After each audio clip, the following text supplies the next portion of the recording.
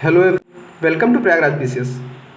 Last video में मैंने Vivek Kumar Singh sir की कॉपी का रिव्यू करवाया था। उसमें मैंने छोटी वीडियो में रिव्यू करवाया था। लोगों का कमेंट मुझे मिला है कि इस वीडियो को कंप्लीट कराया जाए, इस कॉपी को कंप्लीट कराया जाए। तो इस वीडियो में मैं कंप्लीट कॉपी आपको दिखाने वाला हूँ, किस तरह से आप फ्लो चार्ट यूज़ कर सकते हैं जैसा सर ने यूज़ किया है, जैसे कि आप मेंस में ज़्यादा से ज़्यादा स्कोर कर सकें।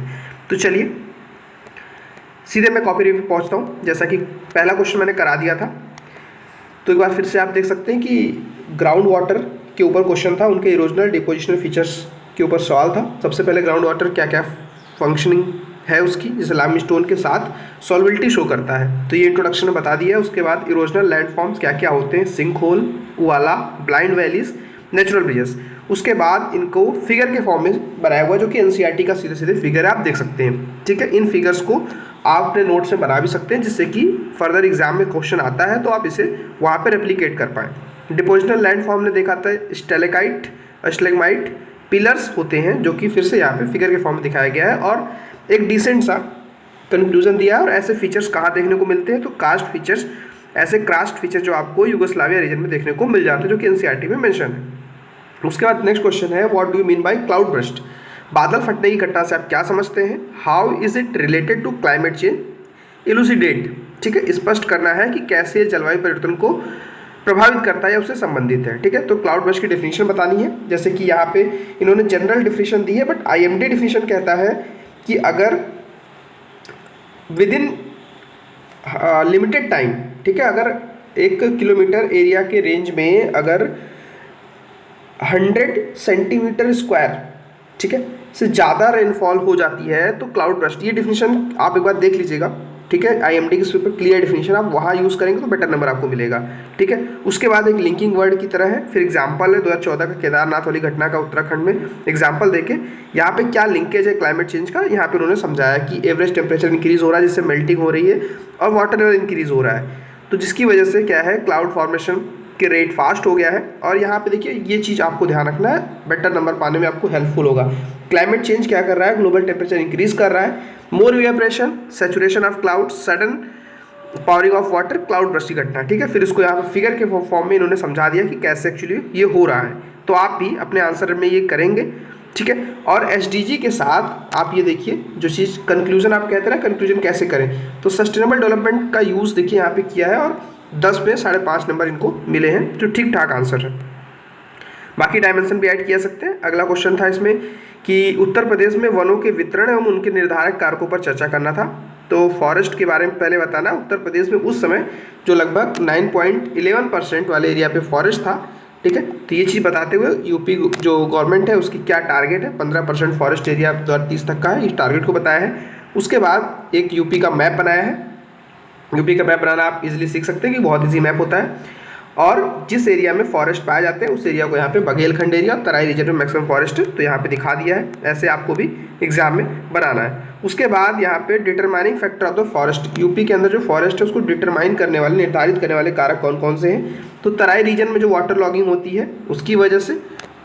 ठीक है, तो एक तो रीजन ये हो गया। उसके बाद सोनभद्र और मिर्जापुर का जो बघेलखंड का एरिया है, वहाँ पे आपको पहली बात तो विंध्य श्रेणियाँ पाई जाती हैं और कैमूर रेंज पाता है, इस वजह से वहाँ पे फॉरेस्टेड एरिया है और वहाँ पे ट्राइब्स रहती हैं। उसके बाद कंक्लूजन है कि फॉरेस्ट एक रिसोर्स की तरह है, काम करता है। सोशल फॉरेस्ट्री, वन महोत्सव इत्यादि के माध्यम से इनकी हमको सुरक्षा करना चाहिए।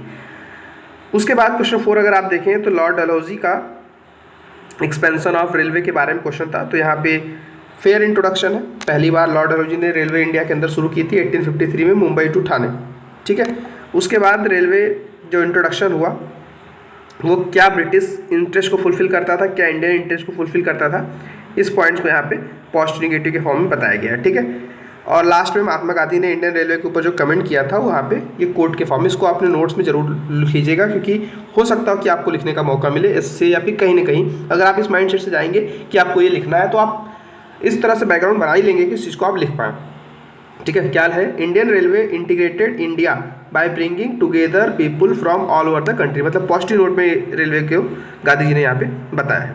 5वां क्वेश्चन है, discuss the contribution of Subhash Chandra Bose. मतलब पर्सनालिटी बेस्ड क्वेश्चन सिलेबस में लिखा हुआ है ना, तो वहाँ से ये पर्सनालिटी बेस्ड क्वेश्चन है।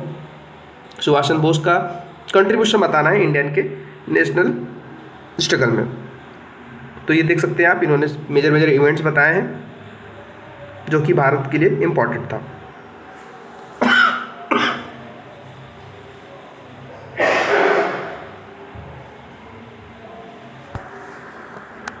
तो उसके बाद क्वेश्चन नंबर 6 है इंडिविजुअल सत्याग्रह मूवमेंट और इसने कैसे इंडियन फ्रीडम में सपोर्ट किया। ठीक है, तो इसमें भी आप चाहें तो कंट्रीब्यूशन और मतलब इस क्वेश्चन में उन्होंने बहुत ज़्यादा पॉइंट नहीं लिखे, बट आप ठीक से अगर आपको क्वेश्चन नहीं आता तो भी कैसे आप अपना काम चला सकते हैं इस चीज़ से इस क्वेश्चन में आप सीख सकते हैं। ठीक है, क्या रोल रहा है, कैसे पॉलिसी शेपिंग किया उसने, कैसे लोगों को मोबिलाइज किया। ठीक है, क्योंकि कभी कभी जो इंडिविजुअल सत्याग्रह था उसमें टोटल सेल्फ रेगुलेशन के ऊपर फोकस था गांधी जी का ये मूवमेंट। ठीक है, उसके बाद अगला क्वेश्चन अगर आप देखें, फिर नेहरूवियन पॉलिसी क्या था इंडियन सोसाइटी को इंटीग्रेट करने की, पोस्ट इंडिया का क्वेश्चन है। ठीक है, तो इन क्वेश्चंस में भी कैसे आप लीडर्स का नाम कोट कर सकते हैं और की पॉइंट फॉरवर्ड पे अपने आंसर बता सकते हैं। ठीक है, उसके बाद शैडो पैंडेमिक की क्वेश्चन था, शैडो पैंडेमिक क्या होता है और क्या क्या उसके कॉजेस हैं, इस चीज़ को एक्सप्लेन करना था और क्या क्या रेमेडीज़। तो देखिए ऐसे पॉइंट फॉरवर्ड में आप चाहे तो अपने टाइम को मैनेज करने के लिए भी ऐसे लिखना पड़ेगा। बहुत सारे क्वेश्चन ऐसे होंगे जिनको आपको बिल्कुल आइडिया नहीं होगा तो भी उसे मैनेज करना होगा। ठीक है, और यूपी की पॉलिसी पे क्वेश्चन आता है तो यहाँ पे पॉलिसी है, पॉपुलेशन पॉलिसी। तो बस और टाइम को मैनेज करने के लिए देखिए यहाँ पे किस तरह से सर ने यहाँ पे फ्लो चार्ट यूज़ किया है और कीवर्ड सिर्फ लिखा है। तो अगर आप टाइम का मिसमैच हो रहा है तो आप इस चीज़ का सहारा ले सकते हैं। ठीक है, ये देख सकते हैं आप, सेकेंड वर्ल्ड वॉर पे क्वेश्चन था। ठीक है, उसको कैसे डील किया इन्होंने। ठीक है, उसके बाद ये थे क्वेश्चन, शॉर्ट क्वेश्चंस। ठीक है, अब यहाँ क्वेश्चन 11 से 12 मार्क का क्वेश्चन शुरू होते हैं। ठीक है, इन क्वेश्चंस को मैं नेक्स्ट वीडियो में करवाऊंगा। इस वीडियो में मैंने सिर्फ क्वेश्चन 10 तक ही कराया क्योंकि वीडियो बहुत ज़्यादा लंबी ना हो। ठीक है, पार्ट सेकंड में क्वेश्चन में 11 से 20 तक मैं करवा दूंगा। तब तक के लिए इसके कीवर्ड्स को आप जरूर नोट करिएगा, क्या क्या चीज़ आपको ध्यान रखनी है, कौन से फ्लो चार्ट आप अपने माइंड में रखिएगा कि आपको क्या करना है। ठीक है, अगर इस चीज़ को आप ध्यान रखेंगे तो आपको क्वेश्चन छूटेंगे नहीं। प्लस ये जो कीवर्ड्स पॉलिसीज़ जो टॉपर्स लिख के अच्छा नंबर पा के सेलेक्ट हुए हैं, आप भी इस चीज़ को उसी तरीके से गेन कर सकते हैं। सो आई होप आपको ये इनिशिएटिव बेनिफिशियल लगा होगा। आप चाहें तो चैनल को सब्सक्राइब कर लीजिएगा, अपना फीडबैक कमेंट सेक्शन में दे दीजिएगा। और हमारी टेस्ट सीरीज जो कि इंडिविजुअल मेंटरशिप है, इसके तहत आपको एक पर्सनल कॉन्टैक्ट दिया जाता है जिसके तहत आप अपना पर डे का आंसर लिख के उस पर सेंड करते हैं। विद इन 8 आवर्स आपको कॉपियाँ चेक होके टेलीफोनिक कन्वर्सेशन के फॉर्म में आपको बताया जाता है कि आप क्या पॉइंट वहाँ पे ऐड कर सकते हैं। साथ ही आपको मॉडल आंसर भी प्रोवाइड किया जाएगा कि आप ये पॉइंट ऐड कर सकते हैं अपने आंसर्स में। प्रॉपर सिलेबस टेलीग्राम चैनल पे दे दिया गया है। 1-to-1 मेंटरशिप बिल्कुल टारगेटेड होता है, ओनली फॉर 25 स्टूडेंट्स ओपन है। तो अगर आप चाहें तो ज्वाइन हो सकते हैं क्योंकि बाकी स्टूडेंट्स मेंस के पर्सपेक्टिव जिनका स्कोर अच्छा हो रहा है, जिन्हें लग रहा है कि उनका मेंस क्लियर होगा, तो ये जो इनिशिएटिव है वो नए बच्चों के लिए जिनका पहली बार मेंस होगा बहुत ही ज़्यादा फ़ायदेमंद होने वाला है। सो इस वीडियो में इतना ही।